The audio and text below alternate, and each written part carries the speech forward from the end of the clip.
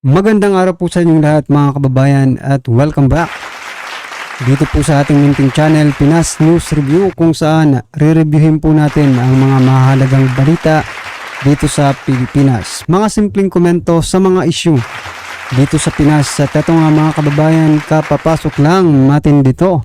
Malacanang nataranta, di makatulog sa matinding pasabog ni BP Sara. Nako. Yan po mga kababayan ang ating alamin mula po rito kay News PH. Nasa description po ang full video link ng video nito. Subscribe na po kayo. At kung bago ka pa lang at di pa po napag-subscribe sa ating munting channel, please don't forget to subscribe. At i-click na rin po ang bell notification para updated po kayo sa lahat ng ina-uploads nating reaction video. At ito na nga mga kababayan, sama-sama at sabay-sabay po natin pakinggan, panoorin at bigyan ng komento ang video nito. Ito na po. Abay, lumabas na ang totoo. Ang totoo po, magsasanib puwersa na ang Dilawan, Pinklawan at ang Marcos administration. O di ba sinabi ko sa inyo yan? Ang susi ng lahat dyan, si Lisa Araneta Marcos. Dahil si Lisa Araneta Marcos ay matalik na kaibigan at dating law partner ni Jojo Ochoa na naging executive secretary ni Noynoy Aquino. Napakatagal po nila naging law partners. So talagang mahirap po maghiwalay yan. At talaga pong nagkahiwalay sila noong 2016 dahil nga nagkaroon ng protesta si BBM laban kay Lenny at syempre pinanigan ni Jojo Ochoa itong si Lenny. Pero nagkabati nga po. So, malinaw na po ang kanilang plano. Magsasalib puwersa, Dilawan, Pinklawan at Marcos administration laban sa mga Duterte.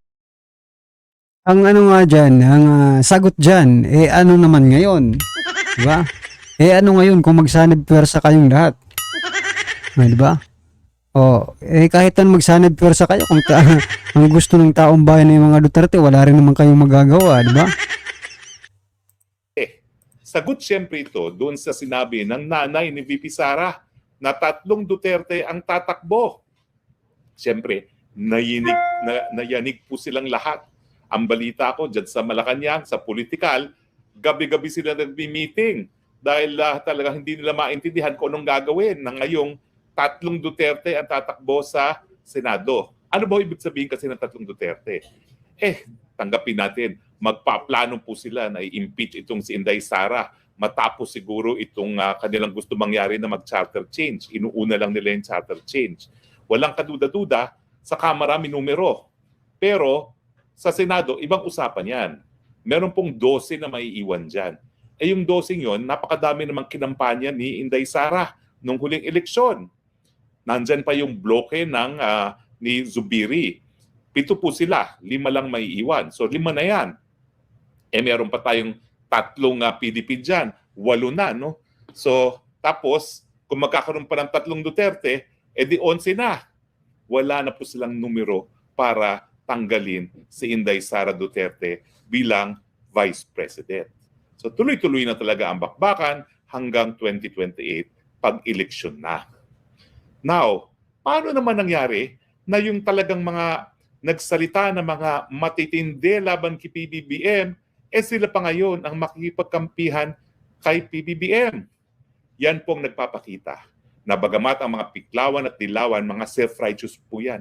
Parang sila lang yung mga magagaling. Parang sila lang yung mga may kakayahan maglingkod. Parang sila lang yung mga malinis. Nagpapatunay po talaga yan na wala silang mga prinsipyo. Talagang gamitan lang ang kanilang politiko, ang politika. Dahil kung meron silang prinsipyo, kung paano naman nila malulunok yung mga bato nila kay PBBM, kurakot, Tama po yan mga kababayan, kasi isipin nyo ngayon, di ba, si former Senator Manny Pacquiao, di ba, tumakbong presidente yan at gusto pa ngang ipakulong si dating First Lady Imelda Marcos, di ba? Pero ngayon tinanggap ni di ba? Tinanggap po ni President Bongbong Marcos Jr. sa kanilang bagong Pilipinas slate. Di ba? napakalaki pong kalokohan yung kanilang coalition. Diba? Yung bagong Pilipinas. Kasi mga dati nilang kalaban, halos balatan sila ng buhay. Nung pangangampanya pa lang, di ba? Para siraan lang sila. Pero ngayon, nandyan sa kanila. Nasaan ang mga prinsipyo ninyo? Na halos balatan na nga ng buhay ang inyong angkan. Na mailabas lang ang mga bahon ninyo. Ha? At yung mga yung mga nagtanggol sa pangalan ninyo. Yun pa ang hindi ninyo pinagkatiwalaan at rinahidor nyo pa. Mga walang prinsipyo, mga karbyo. Di ba? Kapag labag ng karapatang pantao, o walang college degree, walang kakayahan, tapos ngayon magpapataas sila ng kamay sa eleksyon dahil alam nila na administration ngayon si PBBM, may pera at may organisasyon para mapanalo sila. Nagpapakita po yan na talagang handa sila na baliwalain ang kanilang mga paniniwala, ang kanilang mga paninindigan kung meron man, para lang po maluklok sa pwesto. Sa tingin ko po, nakakasukay ang mangyayaring yan. Nakakasuka po talaga yan. Na parang, wow, demonyo si PBBM, pero sa pagnanasa nila na makabalik sa pwesto, lulukin nila lahat ng mga sinabi nila kay PBBM, makabalik lang sa pwesto. Ang tawag po dyan, gahaman sa kapangyarihan. At paano naman po ang PBBM administration? Abay, ganun din. Kung gano'n nila kinasuklaman yung mga dilawan at pinklawan na nagpaalis sa kanilang pamilya nung EDSA, dahil nga alam nila na may banta sa mga Duterte, dahil mga Duterte kinu-question ngayon ang kakayahan ni PBBM na magpatuloy bilang isang presidente, kakalimutan na po nila lahat ng mga masasamang sinabi sa kanila ng pinklawan at dilawan at makikipag-isa sila. Ibig sabihin, pare-pareho silang mga oportunista, pare-pareho silang mga walang paninindigan, pare-pareho silang mga prinsipyo, magsama-sama kayong lahat. Sa tingin nyo ba, bantayan sa Duterte? Hindi po. Kapag sila nagsama-sama, alam na ng taong bayan, nako, wala kayong mga mabuting gagawin. Puro kayo, gahaman lang sa kapangyarihan. Kaya lalong lalakas kung sino man ang sumama sa mga Duterte. Di ba? Alam ko naman, ang siguradong mananalo, yung 3 Duterte at saka yung 3 PDP, 6. 12 lang naman po ang hahalal natin. Di ba? So kalahati ng 12, manggagaling na sa kampo ng mga Duterte. Pero sa lakas po ng ticket ng mga Duterte na yan, meron pa po sigurong 2 hanggang 3 na mga bagitong pangalan na po pwedeng makapasok dyan. So posible po hindi lang 6 ang makukuha ng Duterte, kundi hanggang 9. Kapag natuloy po ang plano na talagang sila ay... Huwag na nating straight na lahat mga kabayan. 12. 12 po. Para sakto na, wag nang siyam-siyam lang. Kung ano, basta wag lang artista. Yan laging inaano ko sa inyo. Request ko lang. Pero wala po kong kakayahan para impluwensyahan kayo mga karabin natin Pero sana lang wag artista. Straight natin pero walang artista. ay tatakbo. Bakit naman po ihalal ng taong bayan ang mga Duterte at ang kanilang mga kaalyado? Well, yun nga po Nakita natin ang diferensya ng presidente na Duterte at Marcos. Sa Duterte, tahimik ang mga komunidad, halos na wala ang banta ng droga. Ngayon, ang gulo-gulo ng mga komunidad, ang daming patayan, ang daming krimen, balik na naman ang droga. Noong panahon ng Duterte, darling economy ang Pilipinas ang ayon sa Moody. Noong panahon ni Marcos, the worst underperforming economy. Noong panahon ni Duterte, napakalakas ng piso. Noong panahon ni Marcos, napakahina ng piso. Noong panahon ni Duterte, merong pagkagutom pero hindi ganun katindi. Noong panahon ni Marcos, pinakamatindi ang pagkagutom sa kasaysayan ng ating bayan.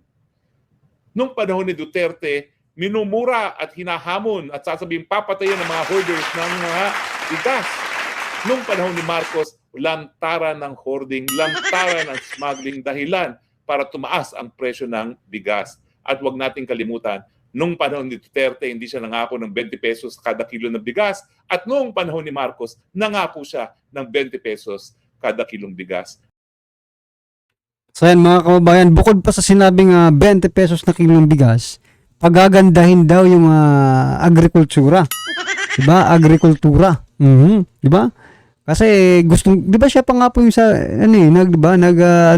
appoint ng kanyang sarili bilang secretary ng Department of Agriculture para mapaayos yung agrikultura. Para Tagalog at English agrikultura. Yan mga kababayan. Nako. Pero anong mangyari? Yung luya nga ngayon di ba? Kamatis at luya ngayon ang nagpapataasan. Tapos na po kasi yung asukal, itlog, sibuyas. Ngayon kamatis naman po at luya ang medyo makakabili ka pa naman mga kababayan, no?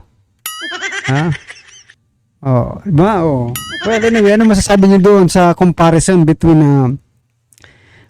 PRRD at saka PBBM, mga kababayan? Alam kong masasaktan na naman dito yung mga diba? Yung mga nagko-comment na pro-China kayo, pro-China. Hindi niyo man maipagtanggol ang West Philippine Sea. Masasaktan po kayo dito sa mga sinabi ni Atty. Harry Roque, pero okay lang po yan dahil parte po yan ng demokrasya, di ba? Well, anyway mga kababayan, ano man po ang inyong opinion reaksyon patungkol po sa video ito ay comment lang po sa baba para at least alam po ng ating mga kababayan ang inyong pong opinion patungkol dito, right? Huwag kalimutan mag-subscribe kay News PH. Nasa description po ang full video link ng video ito. Subscribe na po kayo. Maraming salamat po.